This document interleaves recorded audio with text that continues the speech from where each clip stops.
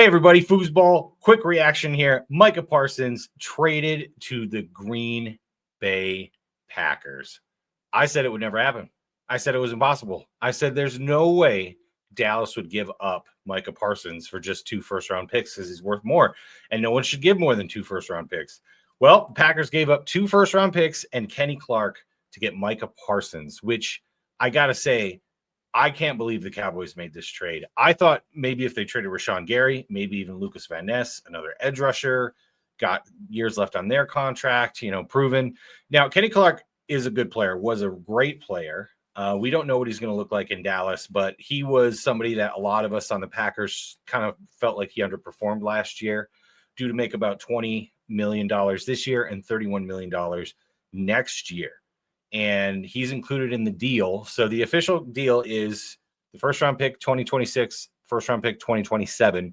Green Bay also sends Kenny Clark, 2 years left on his deal, and then they sign Micah Parsons to a 4-year, $188 million deal with $136 million guaranteed. So that's $47 million per year, making Micah the highest paid end or the highest paid non-quarterback in the league.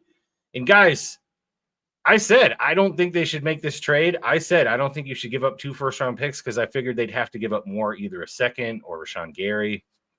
But I said I'd be excited if it happened. It happened. I'm excited. Mike is a Packer. This could be, I also said, they could be doing this because it's very Reggie White-like. It's very Charles Woodson. We need that guy to make some sort of impact to get this team over the hump, to put them in the list of the teams that have potential to win the Super Bowl, not just be close to those teams, but actually be able to beat those teams. I mean, this is awesome.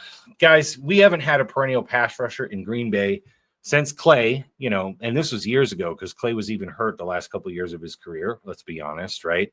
I mean, we've had Rashawn Gary, we had Kabir Baja-Biamia, we had, Reggie White. It's just, it changes your defense when you have a perennial pass rushing threat. Now the question is, where does Lucas Van Ness play? Does he move to D tackle? Does Rashawn Gary move inside? Because they're both bigger ends, right? Lucas Van Ness clocks in about 275, which is pretty small for a D tackle, let's be honest. But he could play inside. He played it in college as well. So maybe it becomes a rotation. I don't really know what they're going to do, but they got 3 edge rushers now signed for the next 3 seasons. So Rashawn Gary has a few years left on his contract as well. So this is just, I mean, it's awesome. Dude, the Packers never make trades. We're always the team that's like, oh, the Packers, are looking to offer for DK, or the Packers are looking to offer for, Terry McLaurin, or the whatever. It's like the Packers are always in the conversation, but we never actually win or make the trade, right? I mean, can you think of the last time the Packers made a trade for an impact player, like a trade for an impact player, not sign him as a free agent, not draft them, but actually trade for a player that impacts the team greatly? I mean, I can't even think of one off the top of my head. Like, you're thinking maybe Rasul Douglas. No, we picked him up, free agent, after he got cut, and then he, ended up being really good. I mean, there's like Andre Rison in the 90s, right? When we won the Super Bowl, we had him the last couple games and whatnot. I mean, that was kind of a big trade. I just can't remember the Packers ever making a trade of significance, let alone maybe the biggest trade in the NFL in the last 25 years. I think this is bigger than the Khalil Mack trade. I think it is. I think the Bears, I mean, they gave up similar. They gave up 2 first-round picks, and Khalil Mack is very good, and he was good for the Bears, but it just didn't work out. And even Dave said he wished the Bears hadn't made that trade. I don't know what this is going to look like for the Packers in 4 years, but I can tell you right now, the Packers are ready to win now. They are the youngest team in the league, still got younger. Kenny Clark was 30, Mike Parsons 26, Kenny Clark turning 31. So, yeah, this is just insane. So let's take a look at Rashawn Gary's contract because, I mean, is he going to move to the right? Is he going to, I doubt they're going to move Micah Parsons to the right. I just don't see it. Micah Parsons is so much better on the left. So Rashawn Gary has 3 years left on his contract, including this year. Okay, so his cap hit this year, 25, 28, and then 31. So I don't think he's going anywhere. I don't think Rashawn's getting traded anywhere. I don't see it. I mean, I think that's a little high for his output, but again, a very good run defender, a very good guy. And like, he's definitely earned a payday, Rashawn Gary has. But I mean, now we have a perennial rusher at left end where Rashawn plays. Do we move him inside? Do we move him to the right? What do we do? And who's going to be our other tackle, right? So, Wyatt's pretty locked in, and we got him on his fifth year, extension or whatever. His after his rookie deal, we signed him to his 5th year option. So he's here for 2 more years, right? So who's going to play D tackle for the Packers? I have a feeling it might be Lucas Van Ness. Passing plays at the very least, maybe not on rush plays, but maybe not on first down, second down, but maybe a third down specialist. Maybe he switches out with Rashawn, keeps him fresh. They have 3 pass rushers who are fresh, right? I think our run defense got worse for sure because we were a really, really good run defensive team. And as much as Kenny Clark cannot rush the passer, he just can't. Let's be honest.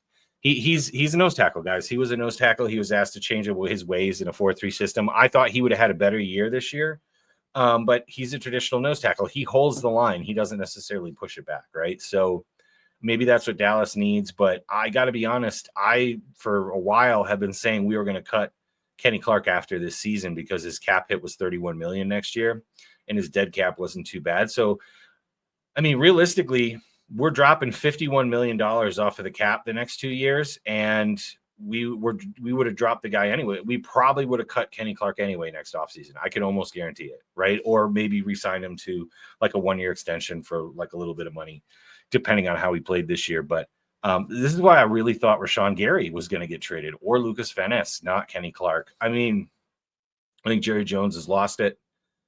I think Jerry Jones is potentially the worst GM in the NFL. I know people joke about it a lot, but at this point, I think you just have to look at the history of what he's done and how, he's kind of put the prominence of the Cowboys and the soap opera of the Cowboys over business. And he thinks that's good business because it makes him more money in the long run, because it makes them, it makes the Cowboys the Cowboys. They're talked about on ESPN and every other network, even when they're terrible, even though they've been basically terrible for 25 years, haven't made an NFC championship game since before I could drive, like a long, long, long time ago. And I think that's on Jerry. So thank you, Jerry. I hope you live forever. I really appreciate you trading us Micah Parsons. I think 2 firsts and Kenny Clark is an absolute steal for the Packers. I think we underpaid. And, I think in order for this deal to happen, a team was going to have to underpay. I think I said that in our last video, is that he's worth probably 3 firsts, but nobody should pay that. That's too much when you got to pay a guy $45 million. And 2 firsts might even be too much when you got to pay a guy $45 million. But, if you think of it this way, we're getting rid of Kenny Clark's contract, which is 20 this year, 31 next year. Mike is going to make around 47. I don't know how they're going to structure it, but I'm assuming they're going to backload it because the Packers love to do that. So we drop $50 million off the next 2 years. Mike is going to add another 15 to 20 on top of what we would have paid Kenny Clark, right? And then our first round pick next year, basically, that's Micah Parsons. We traded for Micah Parsons, and then we just miss out on 1 first round pick. So, yeah, I love it. I think we fleeced the Cowboys. I think Brian Gutekunst absolutely fleeced the Cowboys. I think he fleeced the Jets when he traded him Rodgers. I think Brian Gutekunst is massively underrated. I don't always agree with his draft strategy. Obviously not every GM is going to hit a home run every time, but I think Goody has basically proven himself to be one of the best GMs in the NFL. I mean, this deal cements his legacy as a Packers GM forever. Like, he will go down in history as one of the best Packers GMs just because of this deal. Even if Micah doesn't work out, even if Micah, let's say, gets injured or doesn't perform as well as he did in Dallas, just to make this trade, just to make a trade for an impact player before the season starts, one of the best rushing linemen in the NFL. I mean, Goody looks like a genius today. So, yeah, that's my take. Welcome to Green Bay, Micah. I know you're number 11. Jaden Reed's number 11. Jaden was 1 in college, though, which is available. So maybe Jaden goes to 1. Micah still gets 11. Maybe Micah goes to 1. That would be kind of cool to see Micah in 1. Or I think Jaden looked really good in 1, by the way, at Michigan State. I thought he looked really good in 1. So it'd be cool to see him in 1. And hopefully one day Golden goes back to 2, because I do not like this 22. I'm just going to say that right now, off topic. I don't like 22 as a wide receiver number, but hey, he can do whatever he wants. But it would be dope if Jaden Reed was 1 and Golden was number 2 out there as wide receivers. And then, of course, Mike at 11. But we'll see what happens. More details to come. Welcome to the Green Bay Packers. Micah's going to make this season really interesting. And go Pack Go.